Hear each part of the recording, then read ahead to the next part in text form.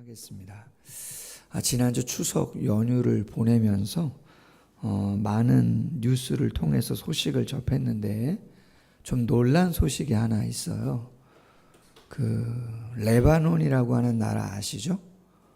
성경에도 많이 배경이 되어지는 이스라엘 바로 위에 있는 나라인데 테러가 발생됐는데 삐삐 테러다.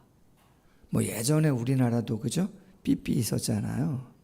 그 삐삐에 폭탄이 내장되어 있어서 터졌다는 건데 그게 한두 곳이 아니라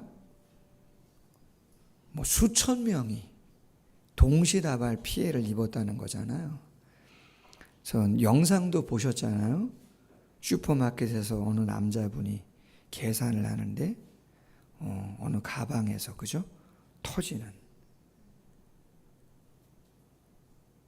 수많은 사람이 죽기도 하고 다치기도 하고 수천 명이라는 거잖아요. 전국에 아이들도 있고 여인들도 있고 민간인 피해도 되게 많았다는 거예요. 생각을 한번 해봤어요. 만약에 그런 일이 우리나라에서 일어났다면 삐삐가 아니고 핸드폰이, 여러분 그 배터리라고 하는 것은 우리나라에서 제가 정확히 모르지만 대부분 많은 배터리가 어디서요? 그렇죠. 중국에서 생산됩니다. 중국은 공산국가입니다. 우리나라하고 대치 상황에 있는 북한하고 가까운 아주 친밀한 나라입니다. 전문가가 나와서 그 배터리에 대한 이야기들을 하면서 이런 일이 어떻게 가능한가? 당신이 이해 안 가는 게 그 삐삐를 가지고 공항을 다 출입이 됐는데 그게 어떻게 발각이 안 되고 가능했겠나? 그런 이야기인 거죠. 예배를 드리다가 터질 수 있습니다. 집에서 밥하다가 터집니다. 학교나 버스 안에서 심지어 비행기 안에서도 터질 수 있잖아요. 나나 우리 애들이 만약에 내가 보는 자리에서 그런 일이 발생됐다. 지금 레바논은 거의 통제가 어렵잖아요. 멘탈이 붕괴되는 것이죠. 야, 정말 대단하다. 국외에서만 그런 게 아니고 요새는 참 뉴스가 그렇게 좋은 뉴스는 많이 안 나오는데 특별히 추석 때 응급실 대란이 일어날 거다 이런 얘기들이 많이 있었습니다. 그래서 막 어려웠단 말이죠. 근데 다행히도 응급실 대란은 일어나지 않아서 잘 넘어갔어요. 그렇다고 해서 의료계의 어려움이 완전히 해결된 것은 아닙니다. 특별히 제가 뉴스를 보면서 국회에서 대정부 질문을 하는데 국회의원들이 국무총리도 좋고 장관도 좋고 관계 부처의 장관을 불러다가 추궁을 한단 말이에요. 그런데 언제부터인지는 모르지만 고함 지르는 거 말이에요. 막 삿대질하는 거 말이에요. 그냥 일상이 돼버린 것 같아요. 아니 그래도 국민을 대표한 그렇죠? 국회의원이신데 국무위원 정도 되시면 그래도 예의가 있고 상식이 있는 건데 저렇게 막말을 할 수 있나? 도대체 국민들의 수준을 뭐로 보고 저렇게 하시나 하는 생각이 들 때가 꽤 있습니다. 성도님들 어떠신지 모르겠는데 죄송합니다. 애쓰시는 분들 폄하하려고 하는 얘기는 아니고 뉴스에 나오는 이야기들이니까 그냥 말씀드리는 겁니다. 너무나 갈등의 폭이 깊죠. 크고. 추석을 보냈습니다. 지난주에. 당연히 반갑고 당연히 기쁘고 좋죠. 우리 성도님들 가정에는 혹시 불편하신 부분은 없습니까? 안타까운 일들은 없으신가요? 다행입니다. 할렐루야. 그러나 여러분, 모든 가정이, 모든 관계가 다 편하고 다 좋은 것만은 아닐 수 있는 거죠. 이러한 마음에 좀 무거운 뉴스나 생각들을 가지고 목요일 날이에요. 지난주 목요일 날 새벽 예배를 마치고 개인 기도 시간이 있잖아요. 기도를 하는 가운데 참 마음이 좀 무거웠어요. 뭐 그런 테러들도 있고 그런 여러 가지 갈등의 요소들이 있다 보니까. 근데 하나님이 말이죠, 기도하는 가운데 한 가지 그림을 딱 떠올려 주시는 거예요. 느닷없이 말이죠. 막 기도를 하는데 하나님이 그림을 하나 떠올리게 하시는 거예요. 한번 보여주시겠어요? 뭔가요, 이 그림이? 예. 크로스웨이 성경 연구라고 하는 성경 공부 교재에서 사용하는 그림인데 저 그림 그대로 딱 떠오르게 하시는 거예요. 무슨 의미겠어요? 테러가 됐든 대정부 질문을 하는 국회의 그 다툼과 고성의 모습이 됐든 그냥 일반적인 우리 가정의 아픔이나 그 어떠한 어려움이 됐든 해결점을 찾는다면 어디서 찾아야 된다는 거예요? 예수 그리스도의 십자가 사랑에서 찾아야 된다는 거예요. 저 십자가 사랑 아니면 솔직히 해답은 찾기가 어렵다, 그런 이야기입니다. 가시관이 의미하는 것은 하나님의 사랑의 절정을 담고 있는 것이죠. 두 가지 제목으로 나누려고 하는데 첫 번째, 하나님의 포괄적 속성 사랑이라고 하는 제목입니다. 여러분, 성경에서 하나님의 인격, 하나님의 속성을 표현할 수 있는 모자가 있다면 하나님의 그 머리에 어떤 모자를 씌워주면 하나님의 가장 정확한 인격과 그분의 속성을 대변할 수 있겠는가? 크로스의 성경 연구는 성경을 알아가는 그러한 프로그램이기 때문에 예시를 드러났어요. 자, 한번 띄워줘 보시겠어요? 8가지 모자가 있어요. 하나님의 인격을 상징할 만한 모자들. 자, 하나님이 이런 분입니다. 첫 번째 모자가 뭐죠? 학위 모자, 학사모라고 하는 거예요. 요한복음 21장 17절, 베드로가 근심하여 가로되 주여 모든 것을 아시오매 내가 주를 사랑할 줄을 주께서 아시나이다. 하나님 어떤 분이요? 모든 것을 아시는 분이에요. 박사예요. 전지하신 분이라는 거죠. 두 번째, 하나님은 어떤 분이에요? 경찰 모자. 경찰 모자는 뭘까요? 시편 139편 2절 이하에 보니까 나의 생각을 통촉하시고 나의 길과 눕는 것을 감찰하시며 뭐 하신다고요? 감찰한단 말이야. 잘하나? 잘못하나? 법을 지키나? 안 지키나? 공의로운 분이시라는 거죠. 세 번째, 저 모자는 뭐예요? 아니, 주방장 셰프 모자가 하나님하고 관계가 있습니까? 그렇죠. 하나님이 여러분에게 뭐 음식 어떤 거 줘요? 성경 보니까 이렇게 돼 있어요. 시편 145편 15절 이하에 보니까 주는 때를 따라 저희에게 식물을 주시며, 할렐루야. 하나님은 공급해 주신단 말이야. 무 배추값이 엄청나다는데 하나님은 식물을 공급해 주시는 분이다. 네 번째는요, 산타클로스. 산타클로스가 뭘 주죠? 선물 가져다 주잖아요. 마태복음 6장 32절에 보니까 무엇을 먹을까 마실까 입을까 염려하지 말아라. 너희 천부께서 이 모든 것을 너희에게 있어야 할 줄을 아신다. 할렐루야. 여러분, 성경에 보니까 지혜로운 아내는 하나님이 주신답니다. 아멘. 그 말은 아내 또한 뭐라는 거예요?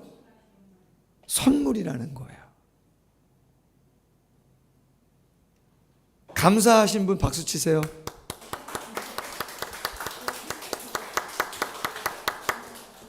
뭐 환호성을 질러도 되는데, 자, 그렇다면 남편도 마찬가지인 줄로 믿습니다.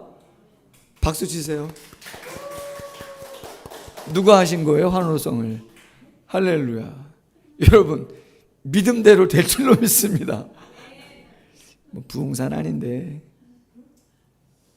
여러분, 선물인데 하나님이 우리에게 이것도 주시고 저것도 주세요. 꼭 우리가 잘해서는 아니고, 선물은 호의잖아요. 그죠? 조건 보고 주시는 건 아니고, 선물은 그냥 거저 주시는 건데 하나님이 그런 걸 주세요. 자, 다섯 번째는 요술가입니다. 전능하시다는 거죠. 그렇죠? 전능하시다는 거예요. 출애굽기 말씀해 보면 7장 이하 10가지 재앙이 있잖아요. 14장에서는 홍해를 가르잖아요. 16장에서는 만나와 메추라기도 내리시고. 할렐루야. 전능하시다 말이죠. 여섯 번째는 왕관이잖아요. 시편 기자가 이렇게 찬송합니다. 시편 24편 7절에서 문들아 너희 머리를 들지어다. 영원한 문들아 들릴지어다. 영광의 왕이 들어가시리로다. 할렐루야. 하나님은 통치하시고 다스리시는 분이라는 거죠. 일곱 번째, 저 모자 무슨 모자인지 아시겠어요? 어떻게 하셨어요? 아유, 좋아요. 써 있는데도 모르시는 분들이 계실 수 있어요. 청교도 모자.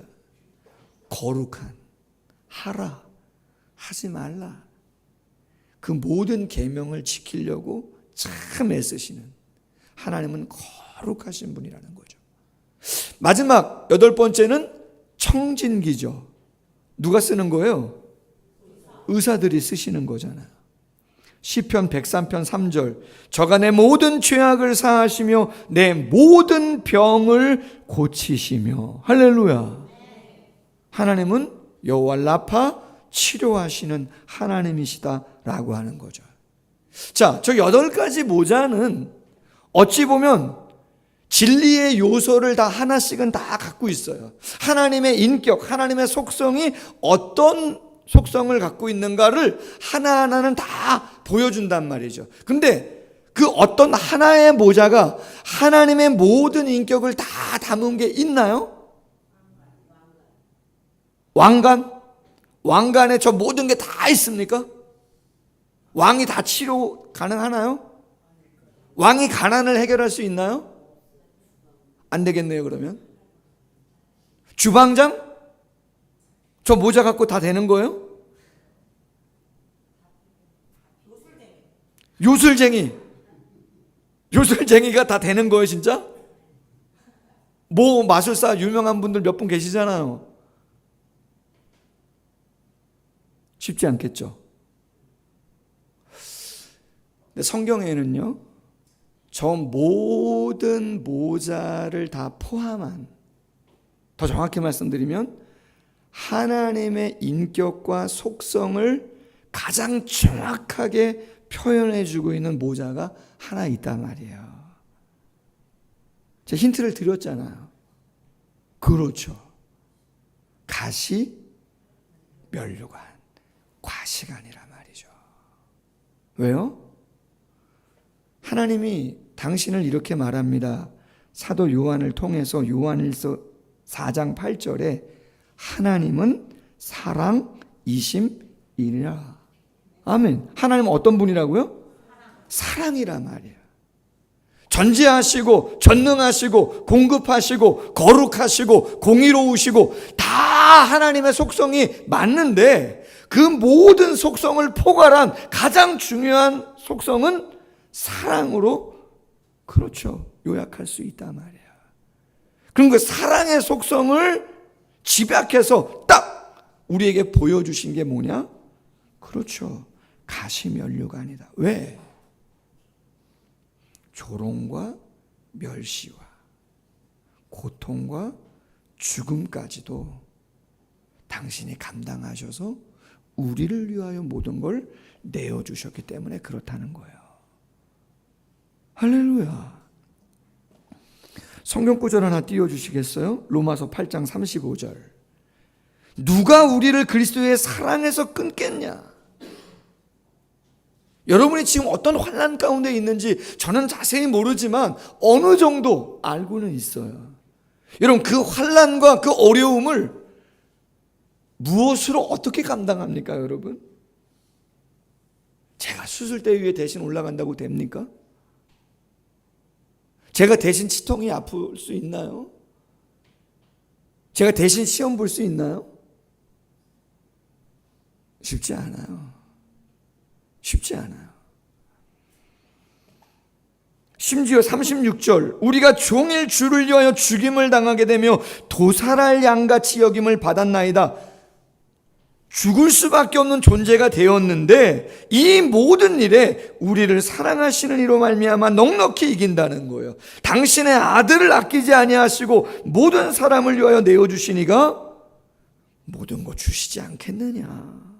할렐루야. 결국 신앙생활은 믿음의 싸움이지만 믿음이 있는 자는 그 어떠한 것도 하나님의 사랑 안에서 모든 걸 감당하며 이길 수 있다라고 이야기하고 있습니다. 아멘. 그러하기에 이 하나님의 가시면류관을 통해서 주신 그 사랑을 믿고 붙잡고 있기 때문에 우리는 자유해요. 아멘. 자유합니다. 때로는 담대합니다. 때로는 무한히 겸손하고 낮아지고 섬길 수도 있습니다. 때로는 모욕도 감당할 수 있습니다. 아멘? 여러분 다 자존심 있으시죠? 누가 자존심을 살짝 긁으면 어떻게 돼요? 기분 좋으신 분 아무도 없겠죠. 그거 어떻게 감당합니까? 내 인간적인 자존심을 누가 긁는데 무참히 그걸 무시해버리는데 여러분 그걸 어떻게 감당합니까? 아무것도 세상적인 그 무엇으로는 감당할 게 없어요. 오직 하나, 예수님이 나를 위하여 죽으시고 나의 그 모든 드러나지 않은 죄까지 다 감당해 주셨다라고 하는 그 은혜에 대한 감사로 내가 품지 않으면 그 어떤 조그마한 것도 감당하기가 어렵습니다.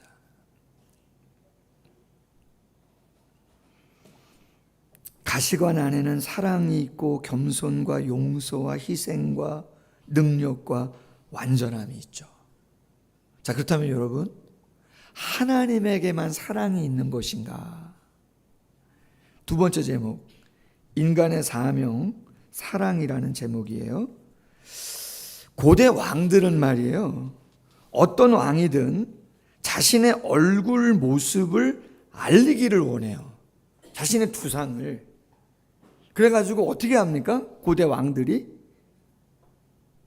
비석을 세우거나 아니면 유통하는 보화 같은 거 있잖아요. 동전. 그런 데다가 자신의 얼굴을 새기는 거예요. 주화 같은 거 말이에요. 요즘만이 아니라 2000년, 3000년 전에도 그러한 일들을 했었단 말이에요. 그럼 왜 그렇게 하는 거죠? 추앙하라. 맞죠? 또 내 영역이다. 맞죠? 그렇죠? 자신의 나라, 자신의 통치, 자신의 뜻을 그 영역 안에서는 이루어 가기 위해서 당신의 두상의 모습을 주화에다가 아니면 벽화에다가 어떤 돌이나 그런 데다가 새겨가지고 알린단 말이에요. 그럼 여러분, 만왕의 왕이 되시는 하나님은 당신을 알려야 될 거 아니에요. 당신이 어떤 분인가라고 하는 걸. 하나님은 어디다가 새기라고 합니까? 금입니까? 은입니까?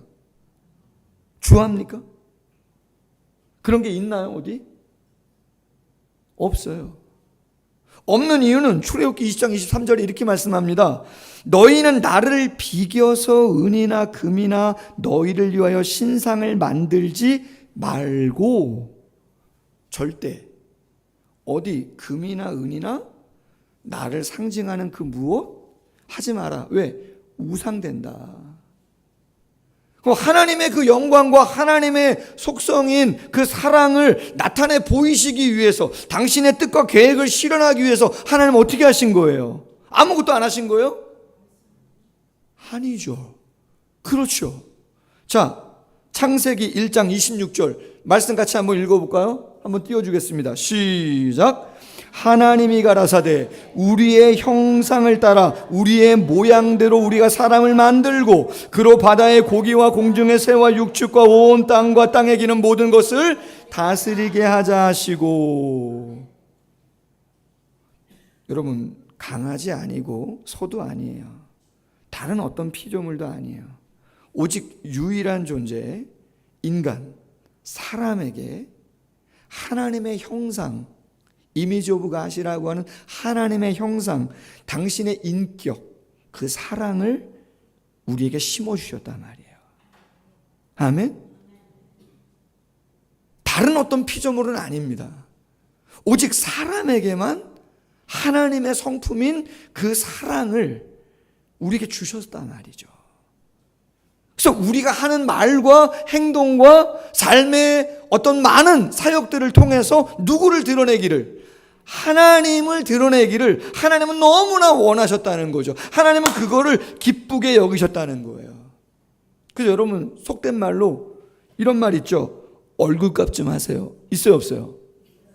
얼굴값 좀 하세요. 할렐루야. 별로 안 좋은 말 같지만 어찌 보면 성경적이에요, 아니에요? 성경적이란 말이에요. 뭐 잘생겼니 못생겼니 이런 얘기를 하는 게 아니라 사람 자체가 하나님의 형상을 품고 있는 유일한 존재란 말이죠. 그래서 하나님을 드러내는 그 사명을 우리가 받게 됐다. 그래서 여러분, 성경이 강조하는 게 뭐예요? 구약 성경이 강조하는 내용 10계명 딱 두 가지로 요약됩니다. 말씀 한번 보시겠습니다.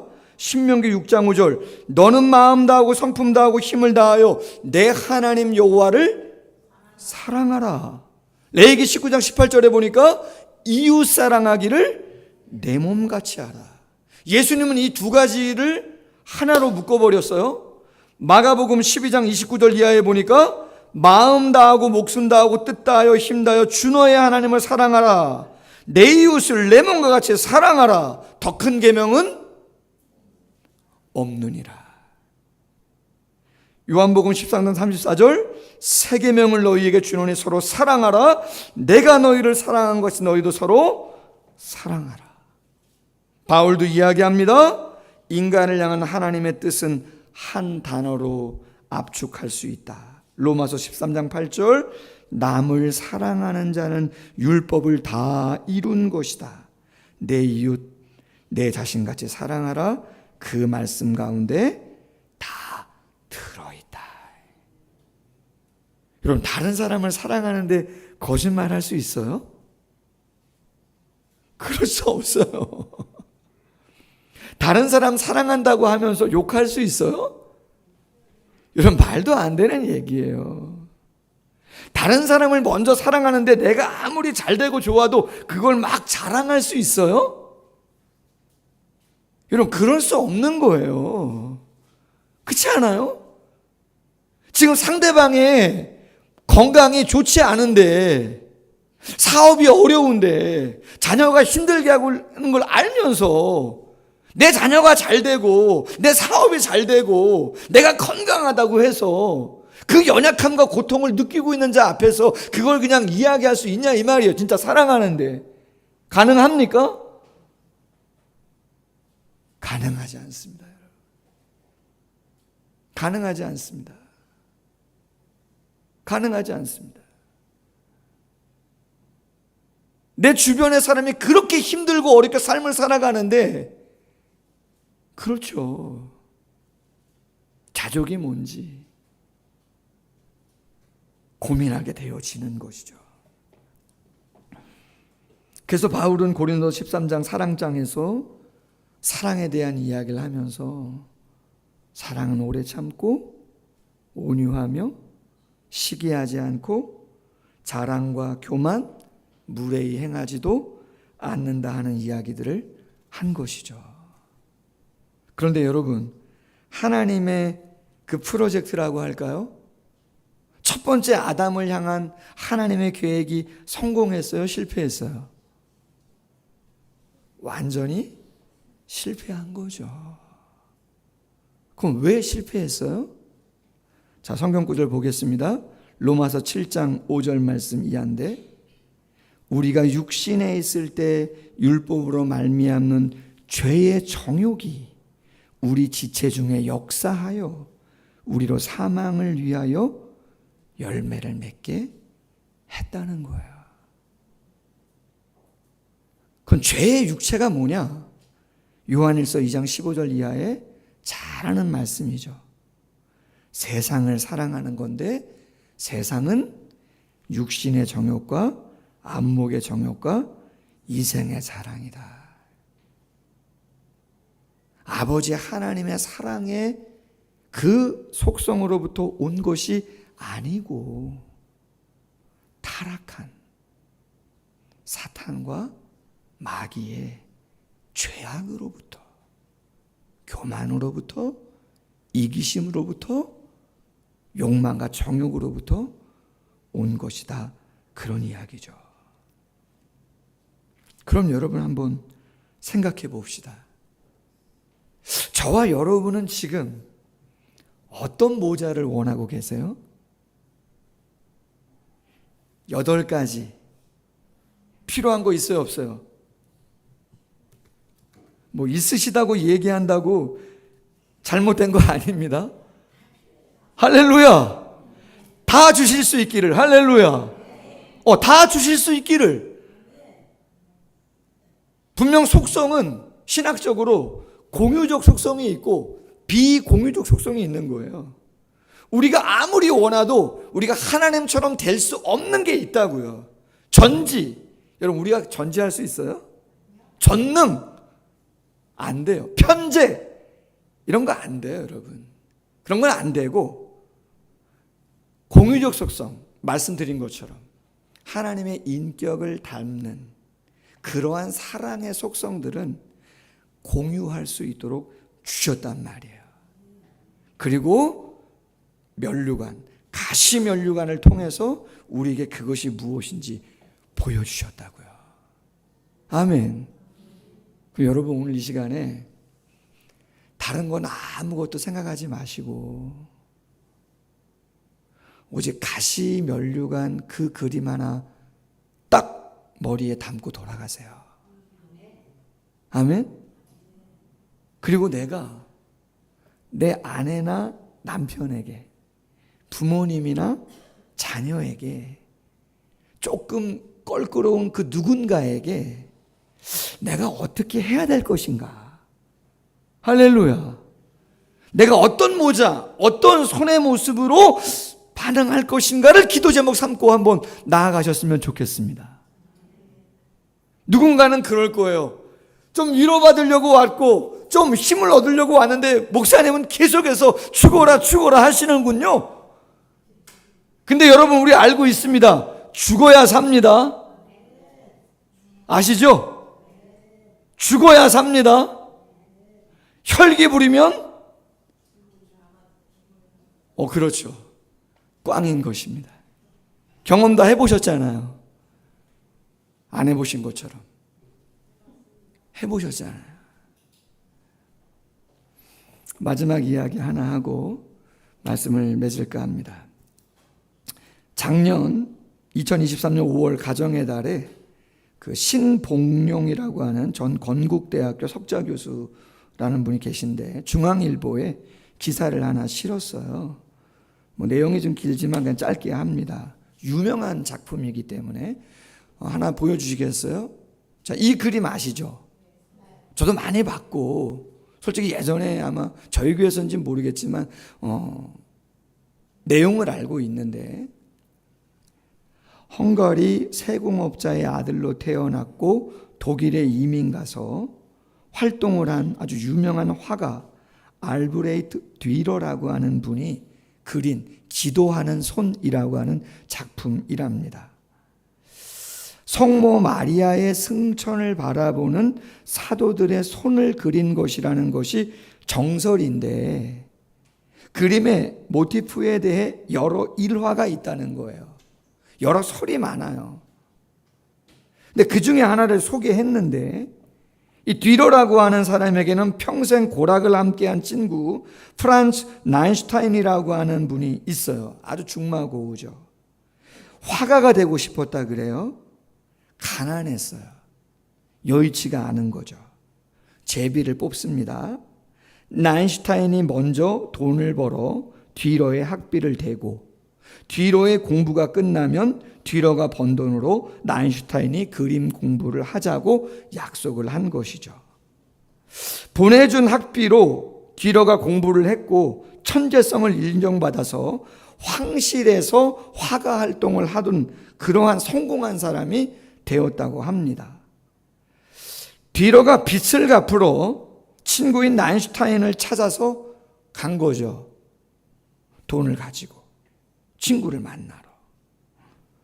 근데 집에 다다랐을 때 집 안에서 기도하는 소리가, 친구의 나인슈타인의 기도 소리가 들리는 거예요.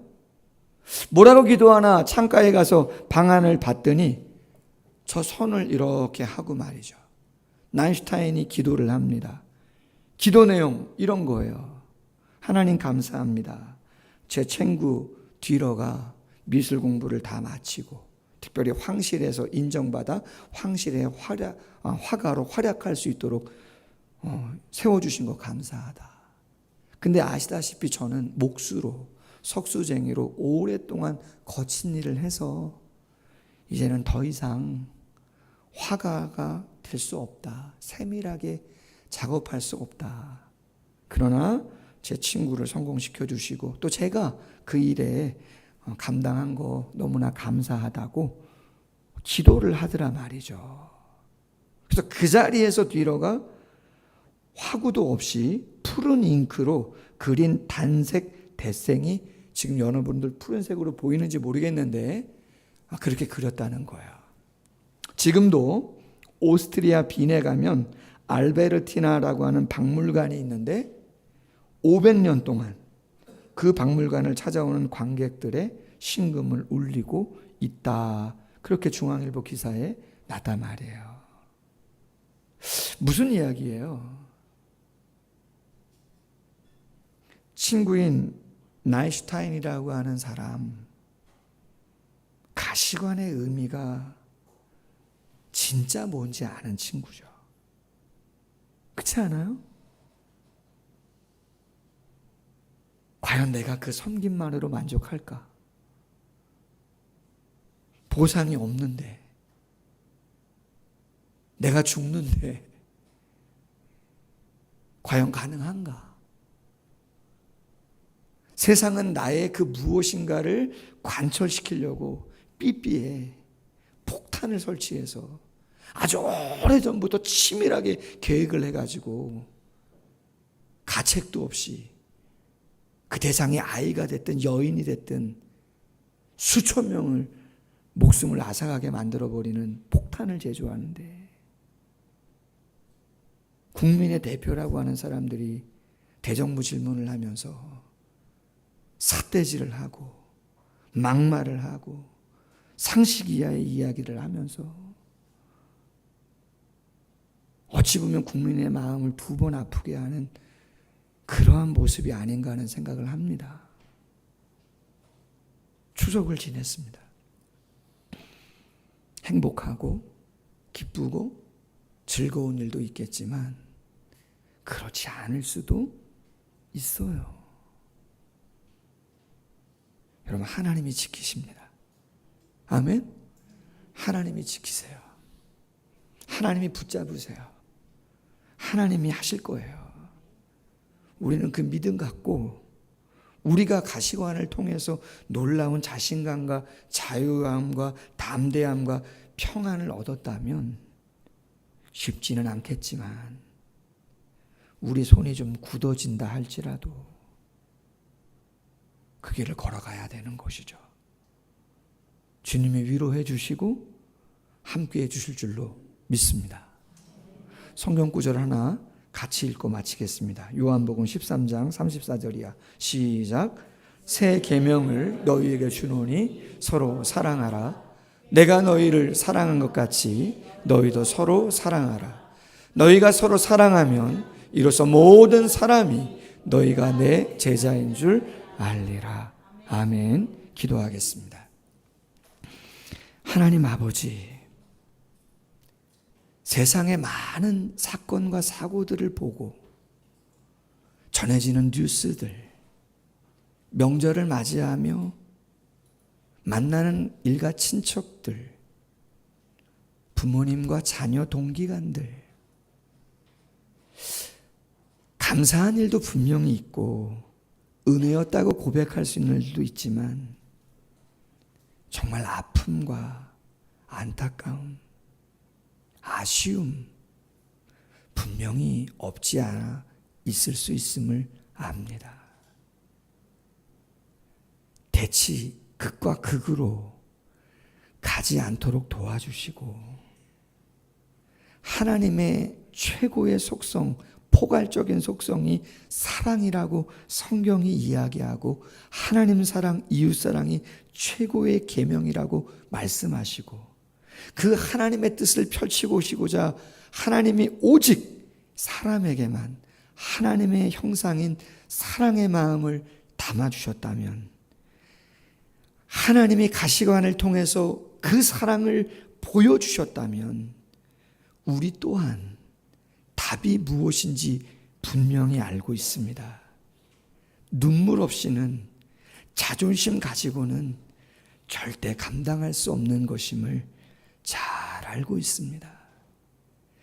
깊이 묵상하고 더 기도하고 한편으로는 하나님이 그 모든 것을 알고 계시기에 하나님이 위로해 주시고 세임 주시는 능력으로 진정한 변한 자의 삶을 감당해 나아가는 우리 모두가 될 수 있도록 마음껏 축복해 주시옵소서.